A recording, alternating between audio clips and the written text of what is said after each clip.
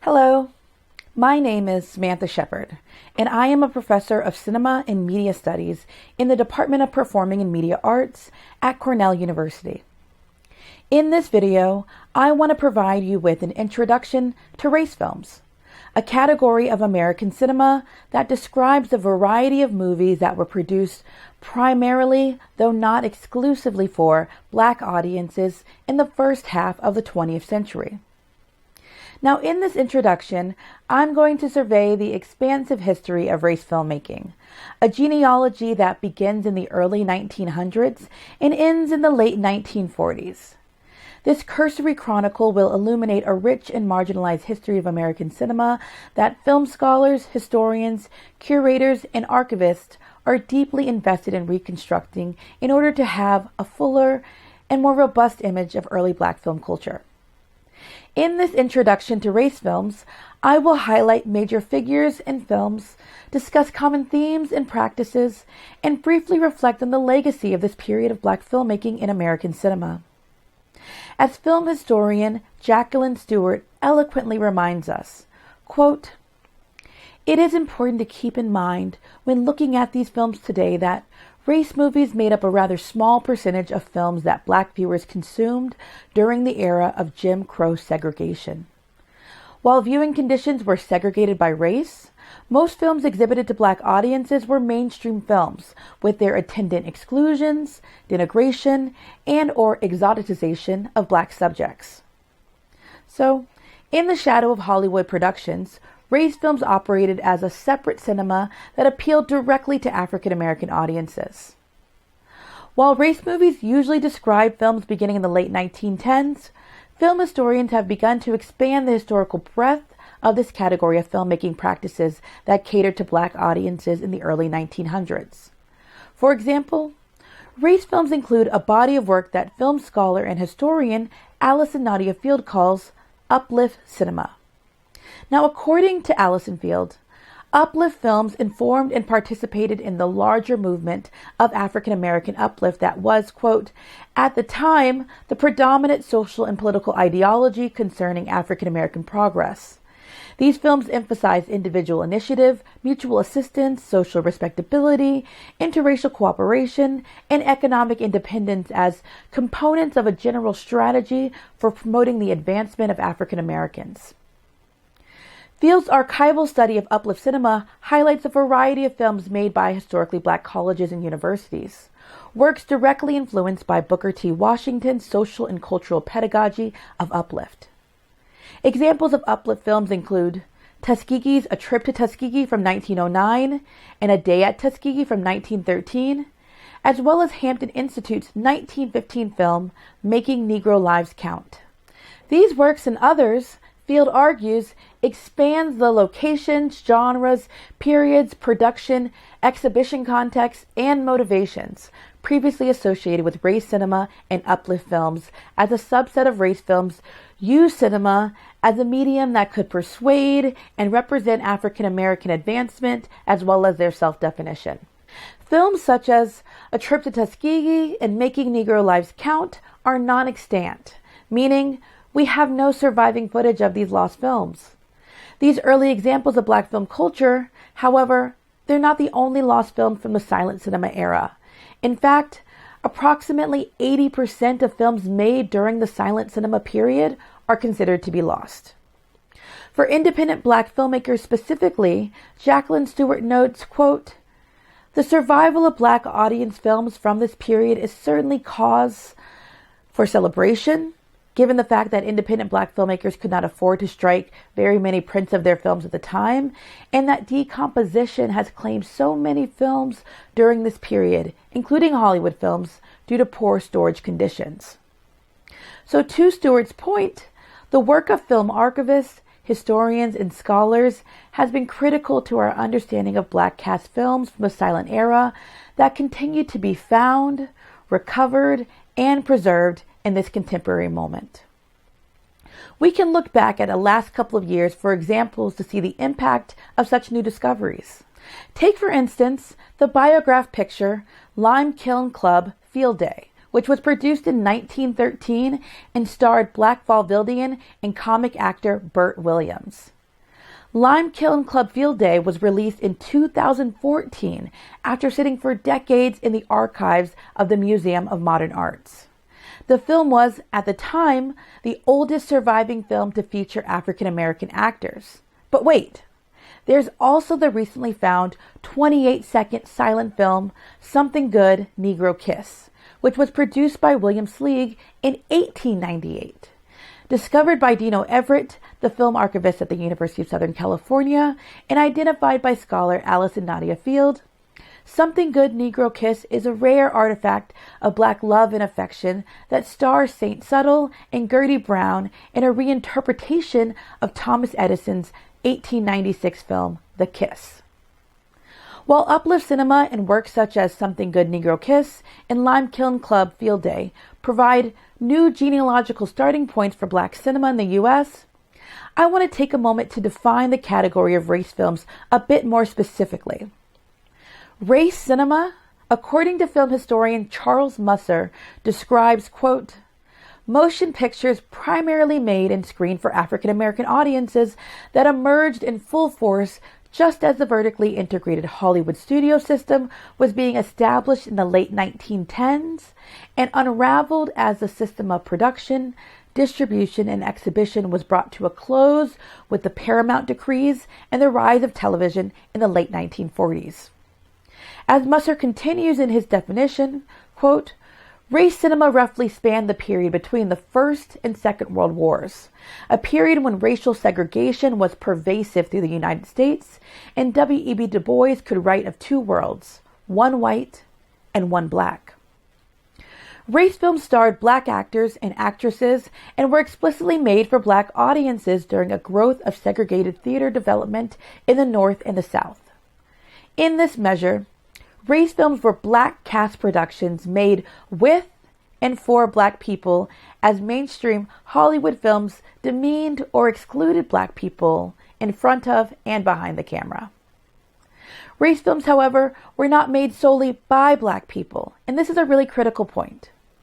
Race films were interracial ventures or interracial collaborations that included both Black and white writers, directors, producers, and technicians. In fact, very few of the commercial filmmaking companies that produce race films were entirely owned or operated by African Americans. For film scholars like Jane Gaines, race films can be more accurately described as mixed race films that, according to Gaines, quote, were an audacious invention that helped to make an audience that most white entrepreneurs did not see as moviegoers, and as well, quote, helped to imagine a separate community into existence on screen. Race film production companies included the Ebony Film Corporation, who released, for example, Two Nights in Vaudeville in 1915. While the Ebony Film Corporation was a white-owned company, African-American producer Luther Pollard played a significant role in film development for the corporation. Black filmmaking pioneers such as William D. Foster owned their own production houses, like the Foster Photoplay Company, and produced works such as the 1913 film The Railroad Porter, a commercial hit that had a 5-month exhibition run at leading Chicago theaters that catered to Black audiences. Another production company is the Norman Film Manufacturing Company from Jacksonville, Florida, named after white filmmaker Richard E. Norman. Now, the company produced, for example, the race film The Flying Ace from 1926, which is an aviation crime melodrama set exclusively in an African American world. There's also the Colored Players Film Corporation of Philadelphia, which was founded by David Starkman, a white man, and Sherman H. Dudley, also known as Uncle Dud, a Black vaudevillian and theater owner from Dallas, Texas. The Color Players Film Corporation produced several films, including Roy Kalnick's 1926 film 10 Nights in a Barroom, which starred renowned black stage actor Charles Sidney Giplin. They also produced Frank Perugini's 1929 domestic melodrama The Scar of Shame, starring Lucia Moses, William E. Petty, and Harry Henderson. Another significant production company was the Lincoln Motion Picture Company, which was founded in 1916 by African-American brothers Noble and George P. Johnson. Their first feature-length film was 1916's The Realization of a Negro's Ambition, which starred Noble Johnson as a black engineer who strikes oil and becomes a millionaire. George P. Johnson called The Realization of Negro's Ambition, quote, the first successful Class A Negro motion picture, minus all burlesque and humiliating comedy. The Lincoln Motion Picture Company stopped making films by 1922 due to financial constraints following World War I, but prior to that had made a range of films, including the 1916 film The Law of Nature, the 1917 film The Trooper of Troop K, which is considered the first black Western, the 1919 film A Man's Duty, and the 1921 film By Right of Birth, which included an appearance by Booker T. Washington and premiered to a full house at the Trinity Auditorium, accompanied by the John T. Spikes Jazz Band. None of the Lincoln Motion Picture Company's films exist in full. However, there is a 4-minute clip of By Right of Birth that has survived and was preserved by the Library of Congress. Listen, it's important to remember that fragments of films such as the 1916 film By Right of Birth reminds us, as film historian and scholar Jacqueline Stewart notes, that with race movies, quote, cinematic pieces are being located, preserved, and presented by archivists, scholars, and curators in an ongoing work of reconstructing African American film history. Stewart calls this process of piecing together a complex quilt as, quote, part of the larger patchwork in progress of American film history. Other significant filmmakers of this era of black filmmaking included African-American directors Richard Maurice, whose 1928 film 11 p.m. was produced in Detroit and is described as a surreal melodrama about a violinist named Sundaisy who tries to protect an orphan girl from a small-time hoodlum. There's also the writing and directing team of James and Eloise Gist, self-taught filmmakers and African-American evangelists who use cinema as a tool for their traveling ministry. Their films include the 1930 film Hellbound Train, the 1933 film Verdict, Not Guilty, and the 1935 film Heaven-Bound Travelers. In pioneers of African American cinema, the Gist are described as religious amateur filmmakers, and, quote, their surreal visual allegories were screened in churches and meeting halls, accompanied by a sermon and the passing of a collection plate. Two of the most significant black directors and producers during this period of time were Spencer Williams and Oscar Micheaux. Actor, director, and producer Spencer Williams made many significant race films that operate in what Jacqueline Stewart calls the comic mode. While many of his films and his later acting role in the television series Amos and Andy signal to his facility with humor, his race films range in style and tone. There's the 1941 religious parable, the film The Blood of Jesus, which was his first feature film. Williams went on to make at least a dozen films, including 10 features. Two of his films, including The Blood of Jesus, as well as his 1946 film Dirty Gertie from Harlem, USA, were discovered in a warehouse in Texas in the 1990s. Oscar Micheaux is perhaps one of the most prolific and important African-American independent filmmakers in the first half of the 20th century. He had a career that spanned over 30 years. An entrepreneur in the truest sense of the word, Micheaux wrote 7 novels and made approximately 40 films, half of which were produced in the first decade of his film production beginning in 1918. As historians Pearl Bowser and Louise Spence describe, Micheaux, quote, wrote himself into history, often using his biographical legend, meaning his life, in his films and novels. As a maker of race films, Micheaux directed some 40 race movies between 1918 and 1948. These included both silent and sound pictures. And now, although Oscar Micheaux made roughly 22 silent feature films between 1919 and 1930, only 3 of them survive. According to Charles Musser, quote, "These remarkable films catered to African American moviegoers, winning enthusiastic audiences, but also much criticism from black critics who often yearn for something more consistently uplifting and refined." Musser continues, saying, quote, "Micheaux would display a certain gusto in depicting the black underworld of criminal crooked card games and bootleg alcohol. While he insisted on incorporating comic characters, albeit in subordinate roles, all 3 surviving pictures were serious melodramas that engaged the color line."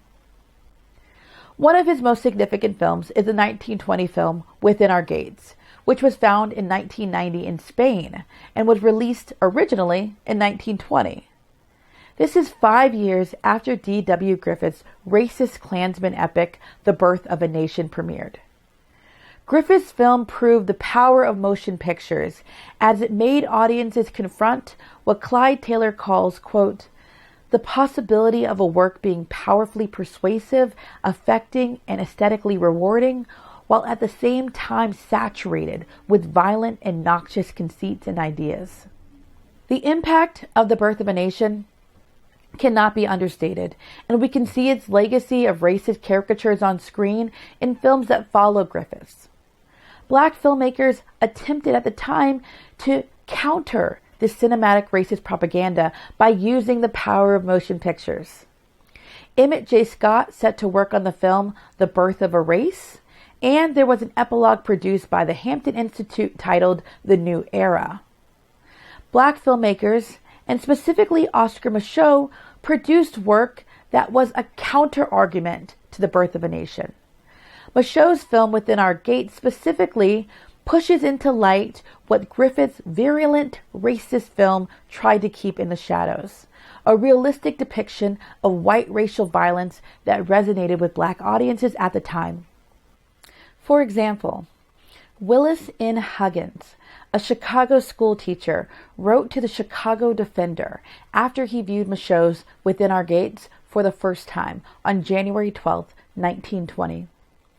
Huggins wrote, quote, "The spirit of Within Our Gates is the spirit of Douglas, Nat Turner, Scarborough, and Du Bois rolled into one, but telling the story of our people better than Douglas did in his speeches, more dramatically transcendent than Du Bois in his souls of black folks.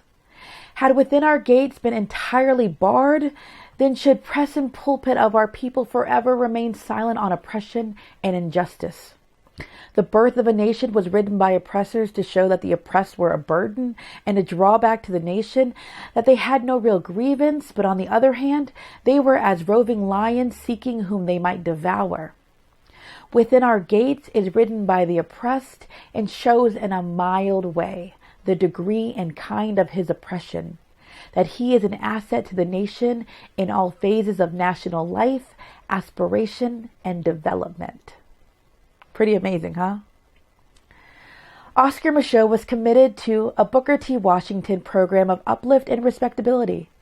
His films, such as the 1925 film Body and Soul, which starred legendary actor and singer Paul Robeson, often evince major themes we see in many race films. The films were often about social issues and internal social forces at work within black society. The narratives were steeped in particular tropes, often aligned to the Bookerite ideas of uplift. Micheaux and other race filmmakers often produce morality or class-based tales, echoing broader uplift and respectability narratives about black social and economic advancement. In fact, many race films echoed a black bourgeois myth of success. These films intended to entertain audiences, of course, but they also functioned as a manual of sorts, a kind of how-to movie for those looking to socially climb. Scholar Jane Gaines reminds us essentially that many of these films were class or caste-based dramas that use skin color to denote hierarchies and interracial struggles, a subject we see, for example, in the 1926 film The Scar of Shame. They engaged fundamental social, cultural, and economic issues particular to African American lives. Producing a kind of counter-cinema, race filmmakers, as Alice Nadia Field writes, quote, often adapted aspects of conventional Hollywood storytelling to suit their production conditions while also creatively developing a formal language that responded to the concerns of Black life. They used familiar genres such as the melodrama, the crime drama, comedy, romance, and the Western, including, for example, Richard Kahn's 1939 film The Bronze Buckaroo, starring Herb Jeffries as a singing cowboy. Now, look, film historian Donald Vogel reminds us that race films may have been a separate cinema, but these filmmakers were aware of Hollywood's studio system, and some race filmmakers looked at the star system as a way to promote their films. For example, the Real Motion Picture Corporation promoted actress Edna Morton as the colored Mary Pickford. Lorenzo Tucker was considered to be the Black Valentino, and B. Freeman was referred to as the Sepia Mae West. These references inflect the idea that while many race films constructed a self-contained Black world separate from racial humiliations and ordeals that we would often see in Hollywood films, these filmmakers knew that Black audiences were consuming a diversity of cinematic images. Additionally, race films offered employment to so many Black actors and actresses. In Vogel's accounting, Paul Robeson, Charles Gilpin, Lena Horne, Eddie Anderson, Spencer Williams, Nina Mae McKinney, Mantan Moreland, Louise Beavers, Herb Jeffries, Moms Mabley, Pigmeat Markham, and even Stephen Fetchit were in race films. Race films included works in both the silent and talkie eras of American cinema. However, race movies began to decline in the late 1940s for a range of reasons, but principally they were financial ones.